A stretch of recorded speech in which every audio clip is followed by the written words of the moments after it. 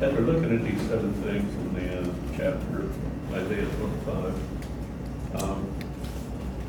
they look like they're future things, but the bottom line is every one of these things God wanted in the very beginning. This was how it was supposed to be for our entire existence here on earth. But we allowed sin to enter into the picture. Everything got polluted, and so we still have these 7 things, but we don't have them in their fullness because the world and everything is kind of pollutes the picture. And we get hints of it, and we see indications of it, and Satan tries to mimic it, but it's not exactly, it's a long way from what God really wished for our lives. Okay, we did number 1, his plan to establish a personal relationship with his people and to be my God. How did it start out? We had a personal relationship with Adam and Eve, and he walked with them in the evening, and he talked to them about what they named the animals, about why they did this and why they did that. And then, once they took a bite out of the forbidden fruit, he came to walk with them in the garden like he normally did, and they were hiding from him. Sin had separated Adam and Eve from God. The relationship had been destroyed by the sin that they had entered into. So, the personal relationship was gone. Number 2 is verses 2 and 3.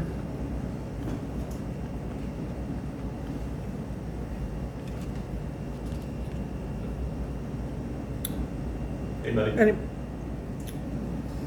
You have made the city a heap of rubble, the fortified town a ruin, the foreigner's stronghold a city no more. It will never be rebuilt. Therefore, strong people will honor you. Cities of ruthless nations will revere you.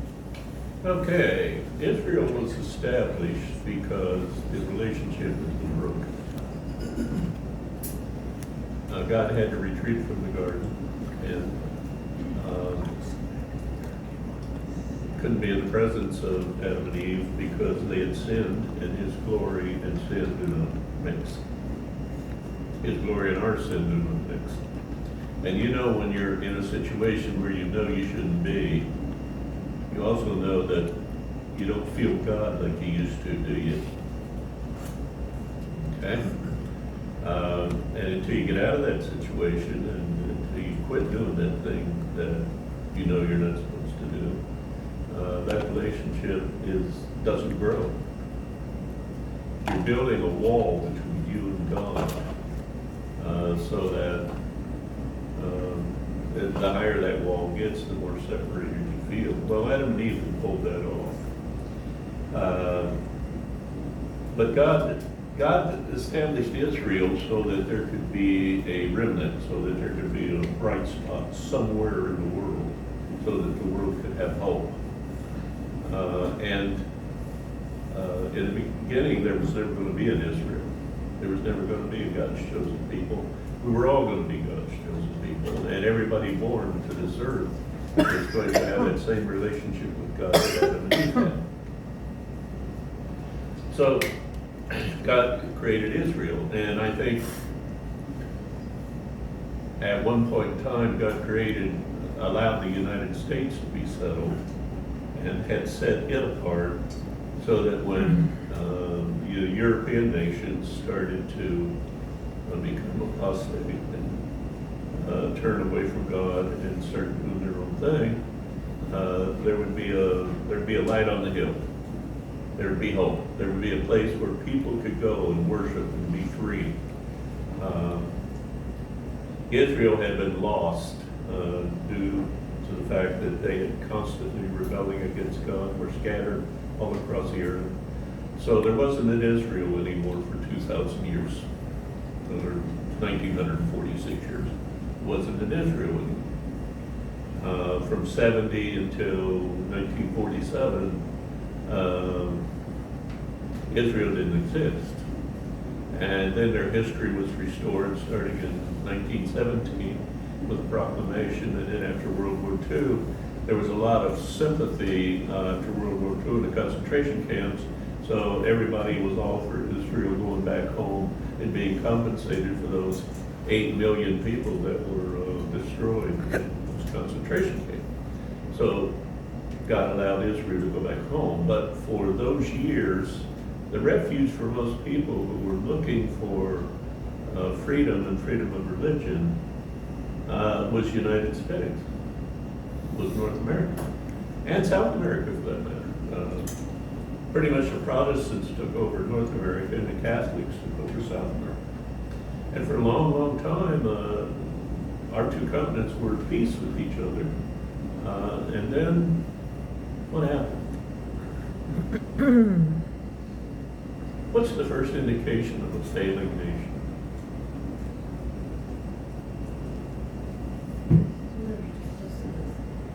One of you just posted this on Facebook, I thought. Okay, fess up. Maybe not. Or they're not here. Is it strife between one another? That's a consequence. But the beginning of the end starts with prosperity. Okay, 100 years ago, no big cities, no big buildings, no big engineering feats, nothing for us to brag about. We spent our days trying to make sure supper was on the table. We didn't have 3 bass boats, 9 fly rods, 6 vehicles. We had a horse and buggy. For 5,000 years of human history, for more than that, for 5,900 years of human history, we cooked over a fire and rode around in a box pulled by an animal. Basically, true. And we spent our days gathering and hunting and providing food for our children and ourselves. And life was very, very simple. Now we're prosperous.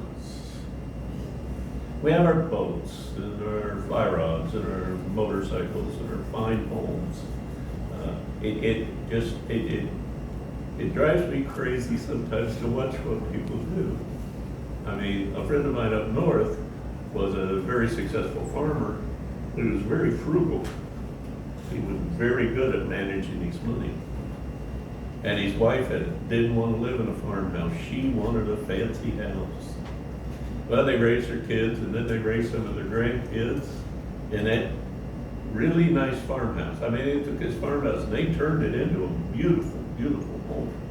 I did some of the trim work on the door trims and whatever in that house, and they used solid oak. I mean, it was a nice house. A lot better than my 3-bedroom brick conventional. I would have traded in a heartbeat for my house for theirs. So we went up to a funeral 10 years ago, and Sharon walked up to me and said, "You got to come out and see our house." I said, "Sharon, I've seen your house 50 times.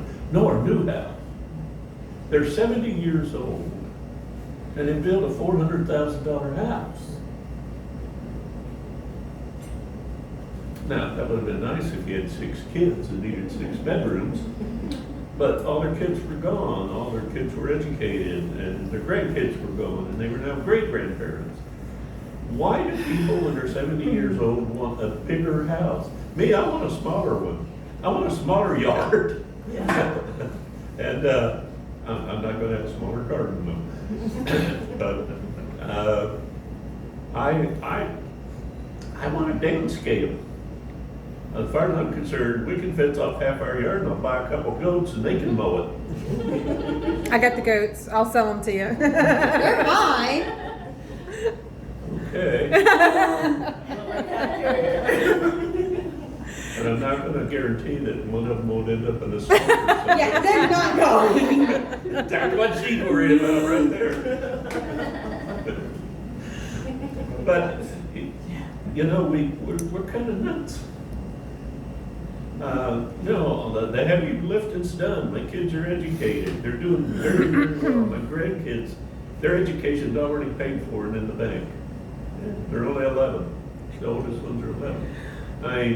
They're provided for. And We downscaled. I mean, when we redid the floor in our, in the living room, and we got rid of stuff. I said, you know, we didn't want it back in there. We didn't want the clutter. We downscaled to, the bare minimum of what, we needed.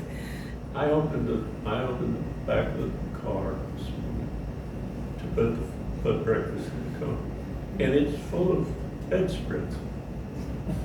We've got one bed. One single bed. If you come visit for the night, you're sleeping on the floor.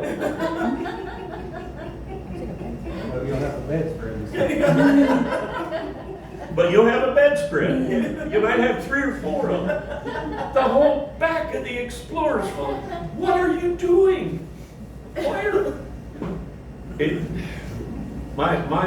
my rule of thumb is, if you haven't used it for 6 months, you don't need it. Get rid of it and use that space for something else. But that's not how it works. So, God is going to reestablish worship among all people. And when Jesus Christ returns, there's not going to be Israel and Gentiles. There's just going to be God's children. We're all going to be God's children. And we're all going to sit down at the same table, and we're all going to have the same relationship with Him. Where there's not going to be that person or that group of people who are set apart or sanctified, so that there can still be a hot spot in this world for people who want to worship God. We are all going to be God's people, and that competition is going to be gone. Number 3, verse 4 and 5.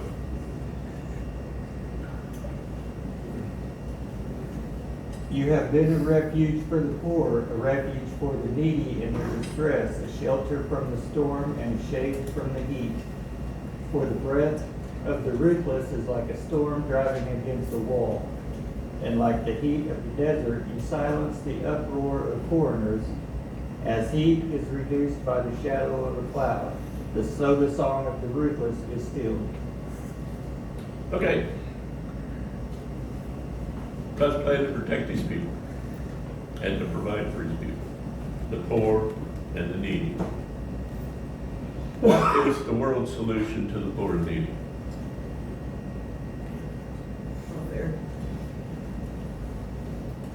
That's a piece of it. That's part of the bribe. Guilt trip. Guilt trip. Guilt trip? You have so much you need to give to everybody else. Oh, okay. That's how they get those of us who are stubbornly wanting to be free to buy in. Socialism.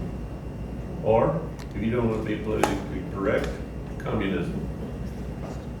Communism, have you ever thought that communism is Satan's counterfeit for Christ's provision?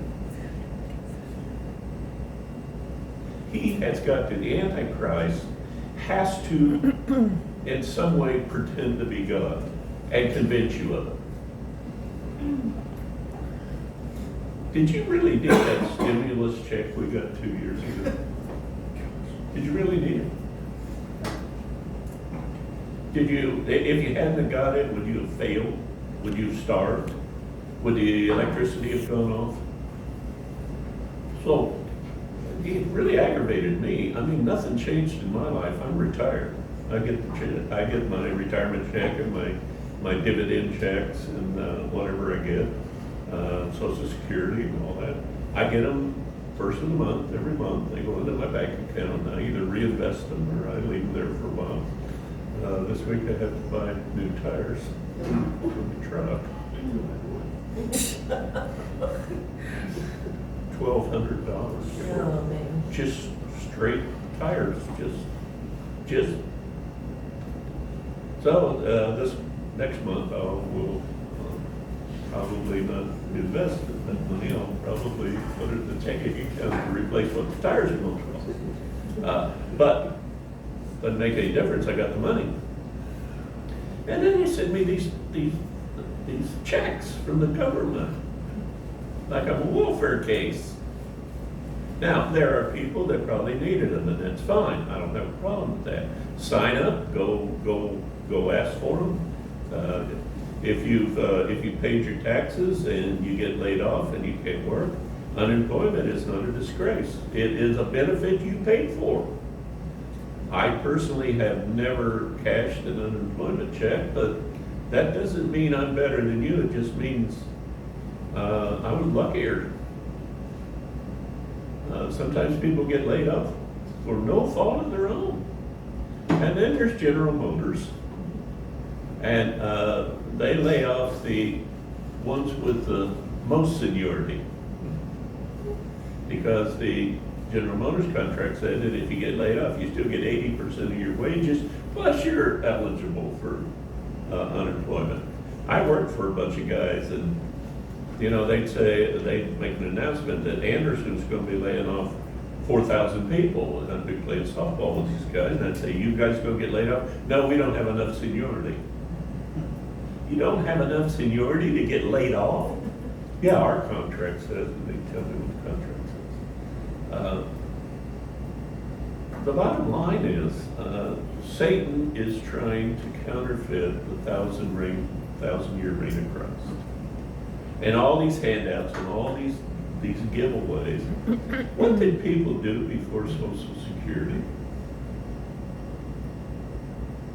My grandpa didn't die. It worked. They worked, they saved their money, they invested their money, they canned their food out of their garden, and they did just fine. No, but I don't remember anybody in Newcomerstown on the Nile, no matter how old they were, I don't remember any of them dying of starvation. Well, they also had most of them had a good support system in the church. If you had church members that were struggling, the other church members would help them out. Yes, they did. And if your roof came off in a tornado, your roof was back on in a week. If a tragedy happened to your house, the widow didn't run out of firewood. And if you were hurt and legitimately could not work, your kids did not go hungry. There was more of a fellowship, more of a Family. Family. It was a family thing. The whole town was a family thing. And I remember there was never, ever a school ball game on Wednesday night. Ever. Why not? Church. Church night.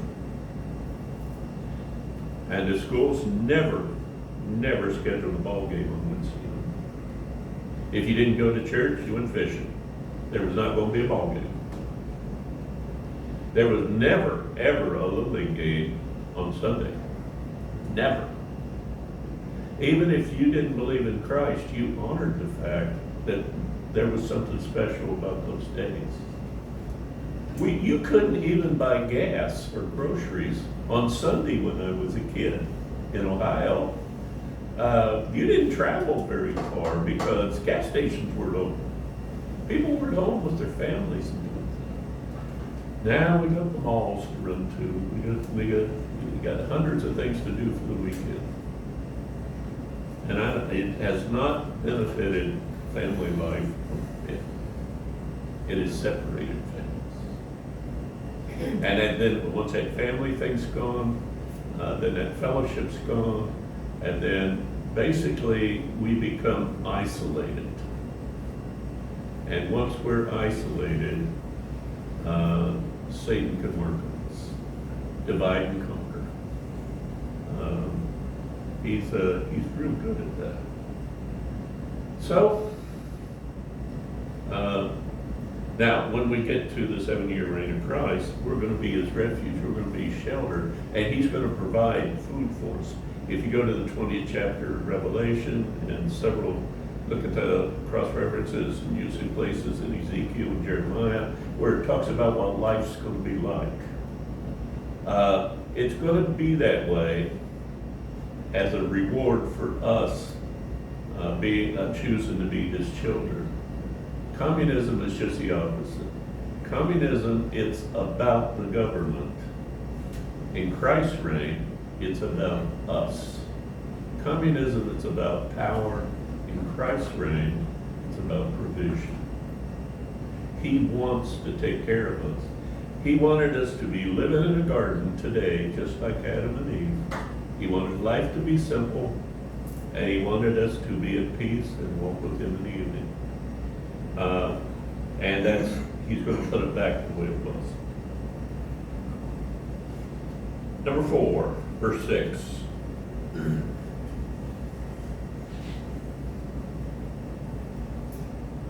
On this mountain, the Lord Almighty will prepare a feast of rich food for all peoples, a banquet of aged wine, the best of meats and the finest of wines. Okay, you can also find references to that in Matthew and in Luke. There's going to be a big celebration at the end of the Battle of Armageddon. And we're going to sit down with Christ in the New Jerusalem, and we're going to have a wedding feast. Who's the groom? Jesus, Jesus. Who's the bride? we are. Church. We are. And it's going to be a great marriage, and it's going to be a marriage where the groom is going to provide for his bride for eternity. Everything that we need is going to be provided. There's a thing in the Bible called fullness. And if you look up the word fullness and start looking, there are a whole bunch. And there's verses like, the fullness of our joy can be complete. The fullness of our salvation, the fullness of our provision, the fullness of our peace. And they go right along with those 7 names for Jehovah we did 11 years ago when we first started this class.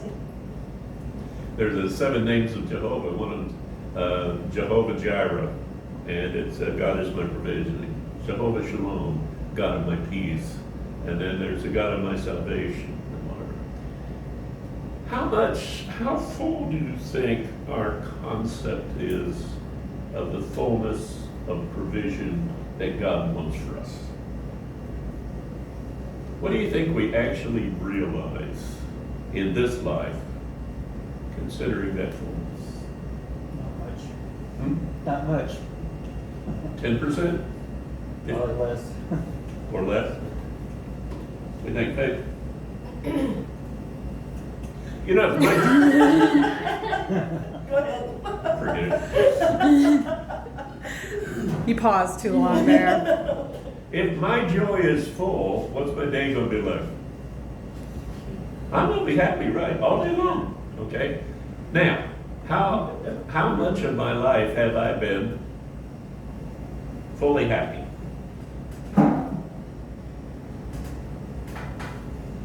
Depends on your boss, I guess. I've had some bad ones. And when I had bad ones, I would wake up an hour before, I had to leave to go to work about 4 o'clock in the morning, because we lived 50 miles away. Had to get ready, had to be there at 6. I would wake up at 3 o'clock in the morning, hating to get ready to go to work. When I had a good boss, though, I would wait for the alarm to wake me up. I'd sleep like a baby. If you sleep And through I a sleep like a storm, baby now because I'm retired, so I haven't had a boss. if you sleep through a storm, you're good. I didn't even know it rained. I didn't know it. I usually wake up, and last night I didn't even know it. What woke me up is, well, I guess the electricity went off, and something woke me up after that, and I didn't know how long the electricity was out, and Probably Robbie. yeah, well, yeah, as I said. Well, I also, if the electricity goes off, I've got one of those iRobots. If the electricity goes off, it starts up. So I think that may have been what woke me up. I heard him hitting the furniture in the living room. I've told you before that I woke up one morning and I went out to feed the dog, and the dog was all nervous and kind of hiding in the doghouse and peeking in. I said, "What's wrong with you?" And he kind of comes out, his tail between his legs, he kept looking to the right. Finally, I turned around, looked to the right, there was a tree laying on the house. I threw the whole thing. I got up this morning, turned on the TV to see what the weather was, and it said, weather-related outage. I thought, weather-related? Walked out and opened the door, and it's pouring rain on my porch. About 5 o'clock in the morning. It's pouring rain. I thought, when did this start? About 3. So then I went ahead and fixed breakfast, changed shirt, slipped right through the whole thing. Well, you know, stuff like that I don't worry about stuff like that. I have a peace. Now, that peace is not always there. If my peace was full, then nothing would bother me. There would be no worries. There'd be no problem. If I had full confidence in God's provision, I wouldn't check my investments very often. I would just not worry about them. Let the grandkids have them someday. But every month I write down exactly, you know, what all of my accounts are worth and see if I've lost money or gained money this month. And I don't know why I do that. After 75 years, I ought to know that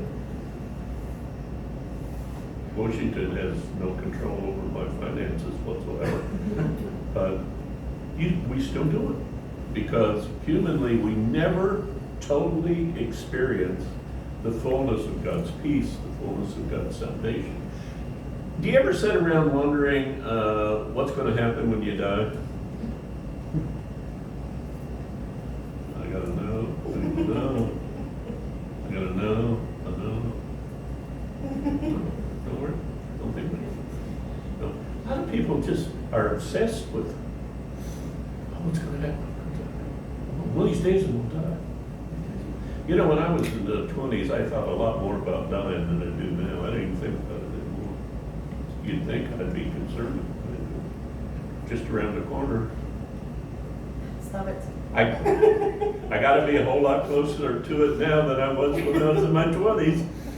But the bottom line is I don't think about it at all now because the peace of the, you know, You look forward to it. should, yeah. I went to a funeral this week and it was an upbeat funeral. I mean, it wasn't a party, but there weren't any tears, there weren't people sobbing. The lady had been a Christian for 95 years. Well, 85 maybe. I don't know when she accepted Christ, but she was 95 years old and she was known for her heart, for her dedication to Christ, for being in church. And I saw nobody in that building that was sobbing and grieving and terribly concerned about the fact that she was they're going to miss her, yeah. And nobody wanted her to go.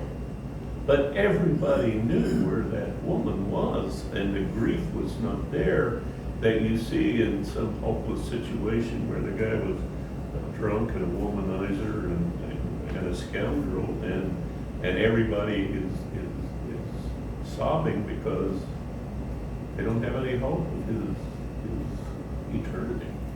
Now, it's never our call to make. But, you know, it says in Second Thessalonians, do not weep and wail and act like those who have no hope, because our loved ones are with the Lord. Now, either we believe that or we don't. And if I believe that my loved ones are with the Lord, then I ought to have full confidence that I'm going to see them again. I got a couple of children that didn't make it up there. You know, they miscarried. I want to see them when I get to heaven.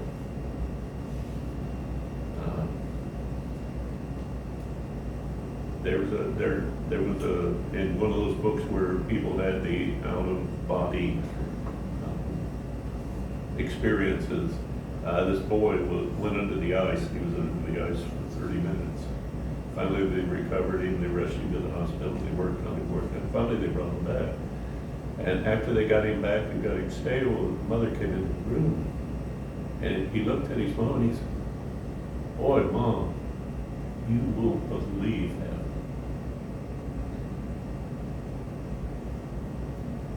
And she smiled and said, "Yeah, I'm sure that's true, son." He said, "And I met my brother and my sister up there." Mom said, Mom thought that maybe his brain wasn't clear yet because they interviewed his mom. She said, I just thought his brain wasn't clear yet. I just thought it was He said, "But you don't have a brother and sister. You're an only child. You're the only child that we ever had." And he starts describing, and he starts telling her all about him, and it was very vivid. And then all of a sudden she realized she had had 2 miscarriages. Got a couple kids up there, and we'll meet someday. Looking forward to it.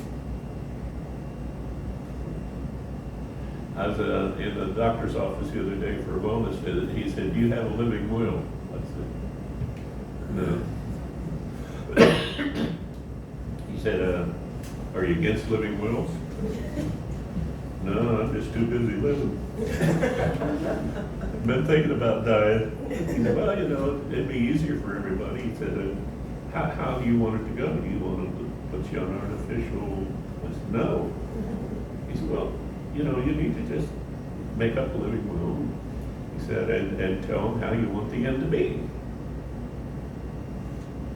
I said, "Okay." I said, "Well, you know, try artificial resuscitation for 5 minutes, and if it don't work, go to lunch." He said, "You need to write it down and put it on file here with me and with the doctor." And I said, okay. So I went and did it. You know, do the best you can do to bring me back for 10 minutes, and then I didn't say go to lunch, but let it go. You should have. You should have. Because, to be honest with you, I got a better place to be someday. And I don't, you know, if they didn't get hung for horse thieving, for stealing horses, or didn't die of alcoholism, almost all bidders lived to be 95, so you're gonna have to put up with me for 20 more years. But the bottom line is, Feel better about the day. but the bottom line is, whatever follows is gonna be better than what this world's offering us today. And we ought to be looking forward to it, not dreading it. Because when we dread it, what are we saying? We're saying, I don't know for sure if that's the way it's going to be. We gotta get them. After about a half an hour of CPR on Dad, Mom and I looked at each other and said, "If he comes back, he's gonna be so mad at us."